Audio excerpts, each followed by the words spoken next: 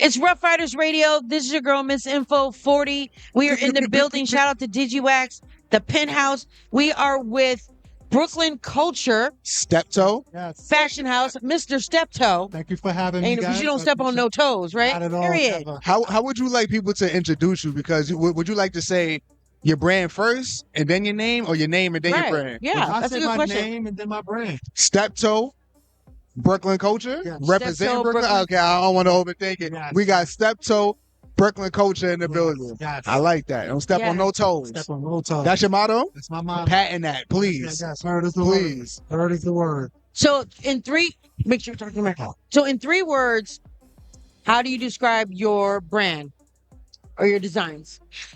It would be nostalgic, Okay. little old school and new school. Yeah. Because I like the back to the culture. Yes. Fire. So just a little backdrop. Brooklyn Culture is a nostalgic street brand that has an old school vibe with a new school feel. Okay. Yeah. That's fire. So I take a little infusions of our nostalgic pieces grew up on, Right. and flip it into a new school type of feel. I like that. What part of Brooklyn you from? Originally from Brownsville. Okay. Originally from Brownsville, but I bounced around throughout all of Brooklyn. Now, is it safe to say that you was an outside person? No, I wasn't an outside person. So what inspired you to get into fashion? Because usually people would be outside to get inspired. You can get inspired different ways, but this is a little new to me. So I agree. So we get a little personal, right? Because we're having a conversation, right? Yeah. So I was in foster care and I bounced around Brooklyn in different neighborhoods, right? Okay. So I had a little trauma. I didn't go to therapy, so I used creativity as my therapy and my out. And so I wasn't outside, I was inside creating.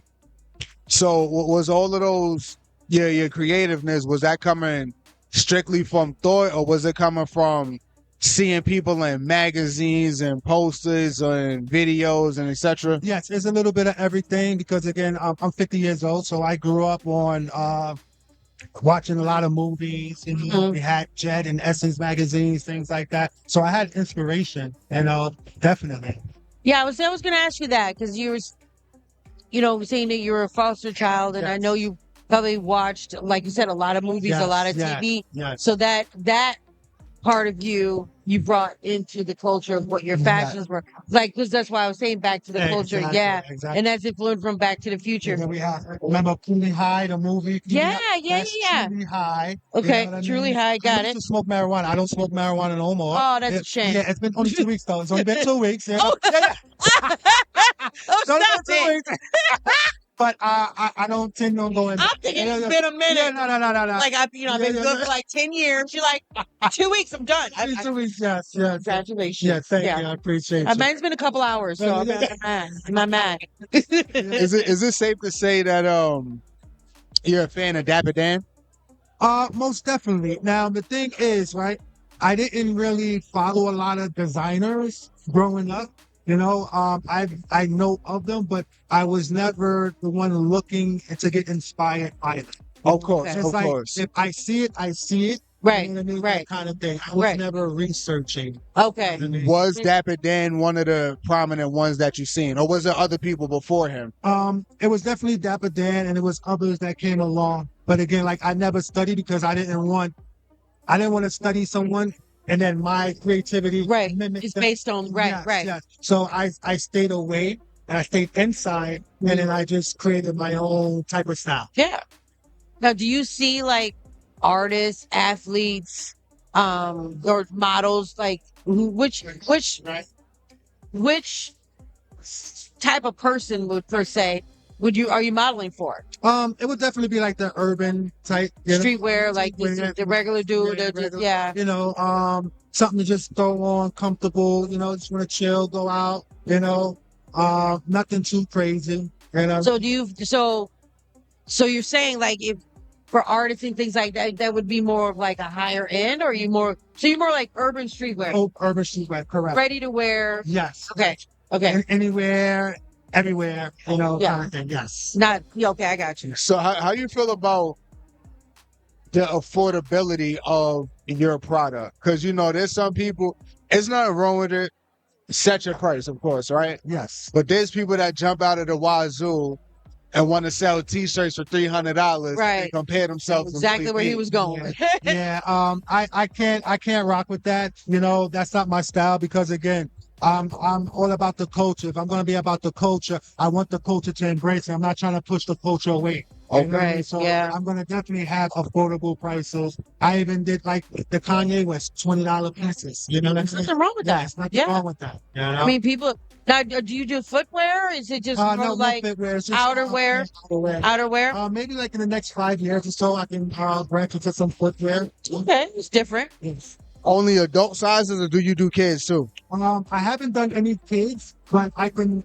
That's something that I haven't done any kids, but that's something that I would definitely consider because there is a demand for that. Yeah, because, you know, a lot of people, especially now, they're starting to get their kids into modeling. Yeah. Like, it's a lot of push for like child modelers now. Like, you know what I'm saying? So it's definitely a revenue and avenue for that. I agree, and also with women as well because mostly like yes, it's a unisex line, but it was mostly like men that was purchasing, but women are the top consumers because women are buying for the children themselves and their name. Yeah. You know, so now Yeah. I'm trying to cater more for the women now. And women, and we like wearing sweatshirts and hoodies and Absolutely. vests and If y'all not stealing them, yes, I like to buy them.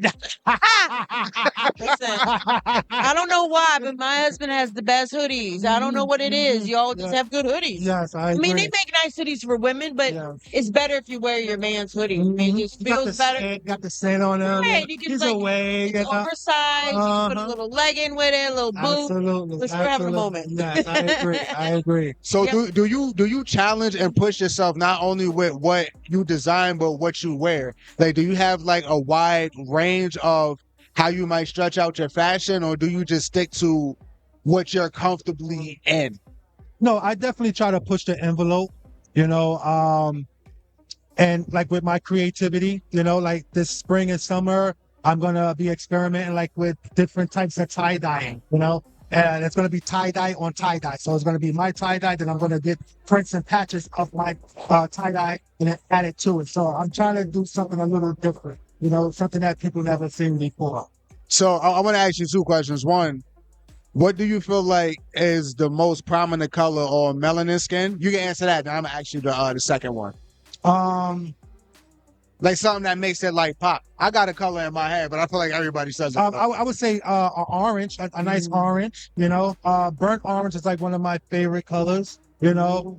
Anything that contrasts to our melanin skin, you know. And the second question, would you rather be dressed yourself? Would you rather be dressed in trim, fit, or baggy? I would say like today, like right now. Damn, how you going to answer my question?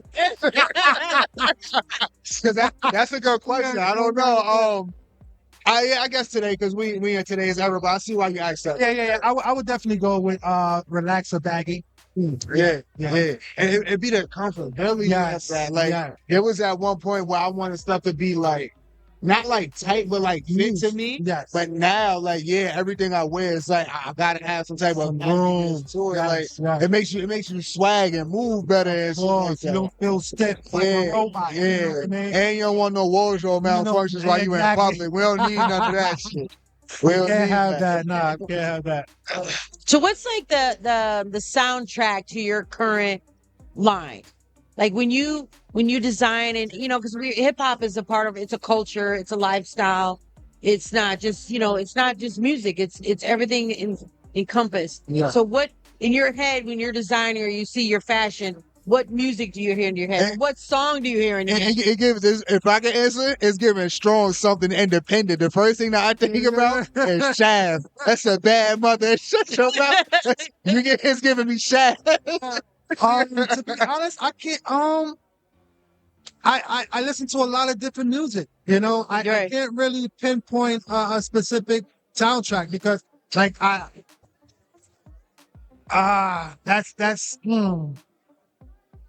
that's kind of tough for me. That's a tough question. Yeah, Because I listen to a lot of different music. So, I can't give a specific because again, it's about the culture, and Right. it's a wide range of. Like it could fit anything. Yeah. Yes. So does your brand stand for anything beyond clothing? Again, it's a nostalgic, Nostalgic, a yeah. nostalgic feel, like back to the culture. You throw a back to the culture piece on, or it takes you back to a summer time in 1995 when you was playing spades with your friends. Right, yeah. That was a good feeling. Now, do you think it's relatable to younger kids? Like not kids, but like teenagers, young adults? Is it still relatable? In a sense, no, but then this is where the storyline comes in. Right, the conversation. The conversation. Exactly. Yeah. And that's something that I haven't been really doing, but that's something that I look forward on doing. Yeah. I see that as a new point. Right, really talking about it. Yes. And because a lot of kids, they just start from what they know now. Exactly. And they really don't even know where it came from. It came from. Or anything about it. Yeah. So exactly. Again, that conversation is definitely need to be had. Yeah. And the culture is definitely a brand that will introduce that to them. That's fire. Yes. So to kids that have like a similar upbringing or a tougher upbringing and being to where you are now, because I could just tell that you accomplished a lot. Like you can always tell about a fashion, like you know what I mean. And this is a very put together outfit. I wanted to get into that too, but if there's a message that you could just leave with the youth that's going through, just any like tough upbringing, like what would you leave with them? I would say that as Black folks, we know that we don't really do therapy, right? So you have to find your niche, right? And use that as your therapy. Creativity and drawing was my therapy. And that was my outlet. I didn't have like a strong community or village behind me to push. Right. I had to find it for myself. So you have to have that solitude and find who you are, your niche, and then let that be your therapy and push forward. I like that. Amen. And heavy on the therapy, man. Don't fight therapy. Don't. Your mental health is very serious. Don't wait till it's the last minute. I don't know why we sleep on mental health like this, especially as Black men. Because it's important. We definitely sleep on it. I don't know why. Get your mental right. Yes. I definitely agree with that. Well, shout out. Well, I'm sorry. So sorry. Before we get out of here, let's just talk about your fit. Where was your mind at when you put together? And I'm pretty sure you designed all of this. Yes. So it was again. And the shirts, can you open up the So this is a concrete jungle. So I actually wanted to I like use that. the bricks. The bricks, as an actual jungle. And this is you. This is hard. I like that. That's nice. Because we all, we see the flowers the roses that grow from the concrete. Right. So that was like the concept. Yeah. You know what I mean? And I just took it to the next level because again, we all do the builders, high rises, everything is being built. Houses are being destroyed. You know what I'm saying? Things like that. So we want to try to keep a strong foundation. And that's a message, brick by brick. Concrete jungle, brick by brick. I like that. Right. So the same thing with the pants and everything like that. Was it your concept still the same, or was it something that just came together as you was working? It came together because each piece was separate, So it was okay, now that I have a great show, I'm going to be interviewed, and it's it formed together like Voltron. Yes. Like that. That's a nostalgic cartoon for you young schools that don't know. Very nostalgic. Very nostalgic. I better dig into the crates. Well, shout out, tell everybody where they can find your fashion, your social media handles, everything. Yes. So, fortunately, right now, I'm only on Instagram. That's all right. You can find me on Instagram at Brooklyn Culture LLC. That's BKLYN. Culture with a K, LLC. Well, thank you so much for coming through and sitting down. I can't wait to see your designs will be walking. Yes. I have 5 fits. Nice. I've been working with Clea Clark. She's been phenomenal. And she's putting everything together, and I just love her, and I appreciate the opportunity here with RUFF RYDERS Radio. Yeah, and I can't wait to see your what you put together. It looks, yes. It's about and 5 maybe we can talk about a Rough Rider collab. Do some of those pop up. Yes, That's definitely nostalgic. Yes, absolutely. That's back in the 90s. So that's right up your alley. Okay. All right, we'll talk. Yes. Okay. Absolutely. This is your girl, Miss Info 40. We're with Brooklyn Culture. Mr. Step Toe, because you don't step on no toe. Period. Thank you so much for coming through. Shout out to Digiwaxx. Shout out to Penthouse. You know, we do it. Keep it locked. Rough Riders Radio on the Ride Along. Peace.